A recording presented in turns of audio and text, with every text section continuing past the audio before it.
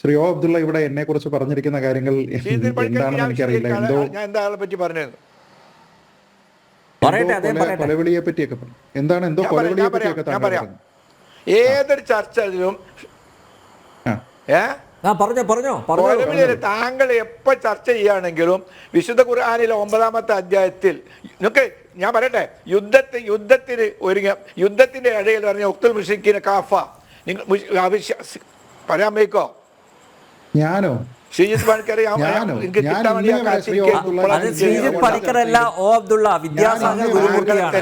സാധാരണ ഈ വേദിയിൽ താങ്കളുടെ എതിരാളിയായിട്ട് വരുന്നത് വിദ്യാസാഗർ ഗുരുമൂർത്തിയാണ്. പ്രിയപ്പെട്ട ശ്രീ അബ്ദുള്ള, ഞാൻ ഇന്നേ വരെ ഒരു ചർച്ചയിലും താങ്കൾ പറഞ്ഞിരിക്കുന്ന ഖുറാനിലെ ശ്രീ ഒ അബ്ദുള്ള, ഇന്നേ വരെ ഞാൻ ഒരു ചർച്ചയിലും താങ്കൾ പറഞ്ഞിരിക്കുന്ന ഖുറാനിലെ 9-ാം അധ്യായത്തിൽ നിന്നുള്ള ഒരു ഭാഗവും ഉന്നയിച്ചിട്ടില്ല. താങ്കൾ ഉൾപ്പെട്ട ചർച്ചയിൽ നിന്നല്ല, ഒരു ചർച്ചയിലും ഞാൻ ഉന്നയിച്ചിട്ടില്ല. കാരണം അതിൽ എന്താണ് പറഞ്ഞിരിക്കുന്നത് എന്നുള്ളതിനെ പറ്റി സത്യമായിട്ടും എനിക്ക് അറിയില്ല. ഞാനത് വായിച്ചിട്ടില്ല. ആ ഭാഗം ഒരുപക്ഷെ എന്തെങ്കിലും ഒരു പാസിംഗ് റെഫറൻസ് ആയിട്ട് ചിലപ്പോൾ കുറെ കാര്യങ്ങളൊക്കെ വായിച്ചു പോയിട്ടുണ്ടാകും. പക്ഷേ താങ്കൾ ഈ പറഞ്ഞതുപോലെ ആധികാരികമായിട്ട് ഖുറാനിൽ നിന്ന് കോട്ട് ചെയ്യാനായിട്ട് എനിക്ക് അറിവില്ല. താങ്കൾ ഉൾപ്പെട്ട ചർച്ചയിൽ നിന്നല്ല, ഒരു ചർച്ചയിലും ഞാൻ ഖുറാനിലെ 9-ാമത്തെ അധ്യായമോ മറ്റേതെങ്കിലും ഒരു അധ്യായമോ ആധികാരികമായിട്ട് കോട്ട് ചെയ്തിട്ടില്ല. ഏതെങ്കിലും ഒരു ചർച്ചയുടെ ഭാഗമായിട്ട് ചിലപ്പോൾ എന്തെങ്കിലും ഒരു വിഷയത്തിൽ ഏതെങ്കിലും ഒരു പോയിന്റ് എഴുതി വെച്ചിട്ട് പറഞ്ഞിട്ടുണ്ടാകും. പക്ഷെ താങ്കൾ ഈ പറഞ്ഞിരിക്കുന്ന ഒരു ഭാഗം ഞാൻ ഒരു ചർച്ചയിലും പറഞ്ഞിട്ടില്ല എന്നുള്ളത് അസന്നിഗ്ധമായിട്ട് പറയുന്നു.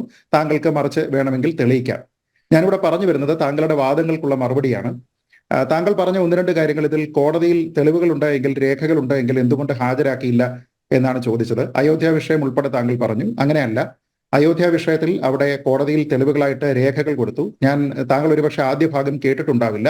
ഞാനതിൽ പറഞ്ഞത് ചരിത്രപരമായിട്ടുള്ള രേഖകൾ, വസ്തുവിന്റെ ഉടമസ്ഥാവകാശം തെളിയിക്കുന്നതിന് വേണ്ടിയിട്ടുള്ള പഴയ രേഖകൾ, അതേപോലെ ശാസ്ത്രീയമായിട്ടുള്ള പഠനം എന്ന് പറയുന്നത് ആർക്കിയോളജിക്കൽ സർവേ ഓഫ് ഇന്ത്യയുടെ കാര്യങ്ങൾ, ഇവയെല്ലാം ഉപയോഗിച്ചുകൊണ്ടുള്ള ലീഗൽ ആൻഡ് കോൺസ്റ്റിറ്റ്യൂഷണൽ റെമഡിയാണ് ആ കാര്യത്തിൽ തീരുമാനത്തിലേക്ക് എത്തുന്നത്. അതിൽ കോടതിയിൽ കൊടുത്തിരിക്കുന്ന രേഖകളുടെ കാര്യത്തിൽ ഒരു കാര്യം മാത്രം വേണമെങ്കിൽ ഒന്ന് സൂചിപ്പിക്കാം. 18-ാം നൂറ്റാണ്ടിൽ, അതായത് 1717 ഈ തർക്കഭൂമി ഉൾപ്പെടുന്ന സ്ഥലം വാങ്ങിയിരുന്നത് രാജ്പുത് നോബിളായിരുന്ന ജയ്സിംഗ് രണ്ടാമനാണ്.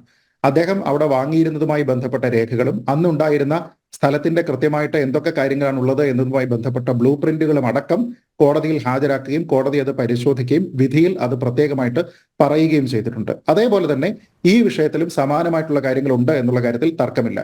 അതേപോലെ അയോധ്യയിൽ നിർമോഹി അഖാഡ എങ്ങനെയാണ് ആ കേസിൽ കക്ഷിയാവുന്നത്, അവരുടെ ഭാഗത്തു നിന്ന് അവരുടെ എന്തൊക്കെ പൂജകളാണ് അവർ നടത്തിയിരുന്നത് എന്നതുമായി ബന്ധപ്പെട്ട് അതിന്റെ തെളിവുകളും കാര്യങ്ങളും എല്ലാം തന്നെ അവരത് കൊടുത്തിരുന്നു.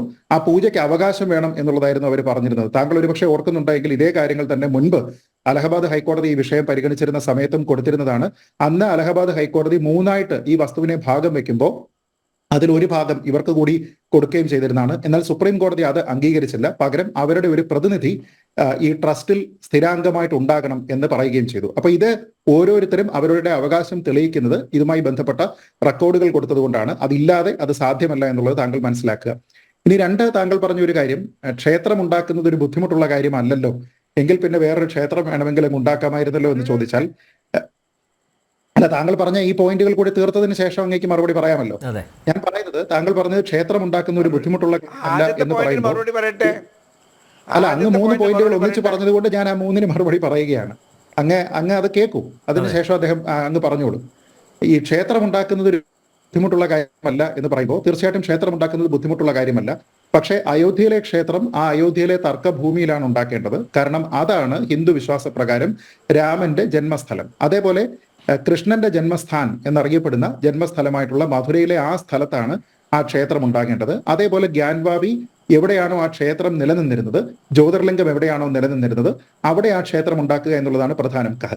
കാരണം മറ്റുള്ള പല മതവിശ്വാസങ്ങളെയും പോലെയല്ല ഈ ആൾക്കാർ, ഹിന്ദു മതവിശ്വാസികൾ ആരാധിക്കുന്നത് ദൈവത്തിനെയല്ല, മൂർത്തിയെയാണ്. അപ്പൊ ആ മൂർത്തിയെ ആരാധിക്കുന്നതുകൊണ്ട് ആ മൂർത്തിയെ പ്രതിഷ്ഠിക്കുന്നത് ആ മൂർത്തിയുമായി ബന്ധമുള്ള സ്ഥലത്തായിരിക്കണം എന്നതുകൊണ്ട് തന്നെ ആ സ്ഥലത്തിന് പ്രാധാന്യമുണ്ട്. നേരെ മറിച്ച് മറ്റുള്ള മതവിശ്വാസികൾക്ക്, ഇസ്ലാം മതവിശ്വാസികൾക്കാണെങ്കിലും ക്രിസ്തീയ മതവിശ്വാസികൾക്കാണെങ്കിലും ഒരു പ്രാർത്ഥനാ സ്ഥലം എന്നതിനപ്പുറത്തേക്ക് ഈ രീതിയിലുള്ള ഒരു മൂർത്തി കുടികൊള്ളുന്നു എന്നുള്ള ഒരു വിശ്വാസമില്ല. ഹിന്ദുക്കൾക്ക് അത് ഉള്ളത് കൊണ്ട് തന്നെ വേണമെങ്കിൽ മറ്റുള്ള സ്ഥലങ്ങളിലും ഉണ്ടാക്കാം. ഇപ്പം ട്രസ്റ്റ് അയോധ്യയിലേത് ഏതാണ്ട് 1800 കോടി രൂപയ്ക്കാണ് ക്ഷേത്രം അവിടെ പണിയുന്നത്. ഇതിനോടകം തന്നെ ഏതാണ്ട് 3600 കോടി രൂപ ഭക്തർ കൊടുത്തിട്ടുണ്ട് എന്ന രീതിയിലുള്ള വാർത്തകൾ വന്നു. ഈ പണം വേണമെങ്കിൽ 1990-ലും കിട്ടും, 1950-ലും കിട്ടും. പക്ഷേ അന്നേരം വേറെ ഏതെങ്കിലും ഒരു സ്ഥലത്ത് അത് ഉണ്ടാക്കുക എന്നുള്ളതല്ല പ്രധാനം.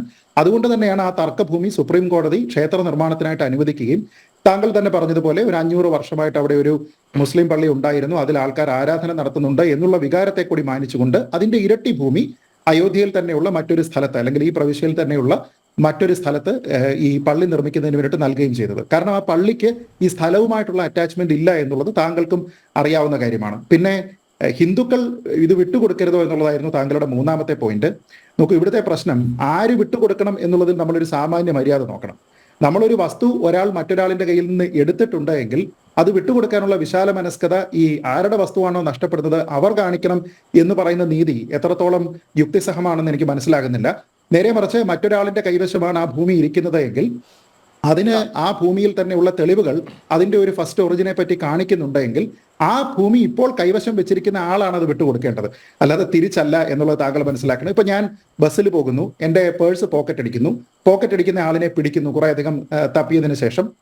അപ്പൊ അയാളെ പിടിക്കുന്ന സമയത്ത് അയാൾ എനിക്കത് വിട്ടു നൽകുകയാണോ ചെയ്യേണ്ടത്, ഞാൻ അയാൾക്ക് അത് വിട്ടുകൊടുക്കുകയാണോ ചെയ്യേണ്ടത്? ഇതിലേതാണ് മര്യാദ, ഇതിലേതാണ് ശരി എന്നുള്ളതിനെ പറ്റി താങ്കൾ തന്നെ അല്പം സമയം കിട്ടുന്ന സമയത്ത് ചിന്തിച്ചാൽ നന്നായിരിക്കും എന്നുള്ളതാണ് താങ്കൾ ആദ്യം പറഞ്ഞ 3 പോയിന്റുകളോടുമുള്ള എന്റെ മറുപടി.